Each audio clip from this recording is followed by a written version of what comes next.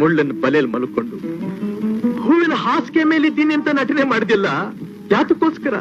ಯಾರನ್ನ ಮೆಚ್ಚಿಸೋದಕ್ಕೋಸ್ಕರ? ಈ ರೀತಿ ಆತ್ಮವಂಚನೆ ಮಾಡ್ಕೊಳ್ಳೋದಕ್ಕೆ ಹೇಗಾದ್ರೂ ಮನಸ್ಸು ಬಂತು ನಿನಗೆ?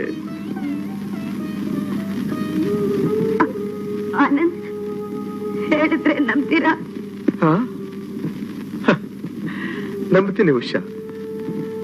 ಉದ್ದಕ್ಕೂ ನೀನು ಆಡಿದ ಮಾತಿನೆಲ್ಲ ನಂಬ್ಕೊಳ್ತಾನೆ ಇಲ್ಲಿವರೆಗೂ ಬಂದಿರೋದು. ಹೇಳು ಹೇಳು. ನಾನ್ ಸುಖವಾಗಿ ಸಂತೋಷವಾಗಿ ನೆಮ್ಮದಿಯಾಗಿರ್ಬೇಕು ಅಂತ ನೀವು ಹೇಗೆ ಬಯಸಿದ್ರೋ ನಾನು ಹಾಗೆ ಬಯಸಿದೆ.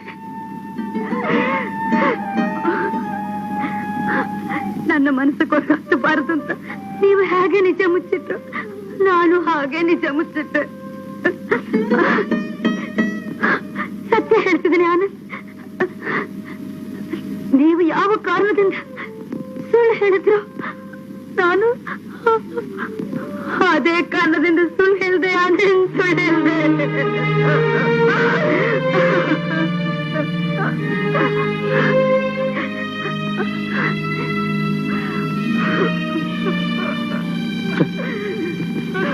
ನೀರಲ್ಲಿ ಮುಳುಗಿರೋನೊಬ್ಬ, ಬೆಂಕಿಲ್ ಬಿದ್ದಿರೋನೊಬ್ಬ ಇವನು ಸುಖವಾಗಿರ್ಲಿ ಅಂತ ಅವನು ಸುಖ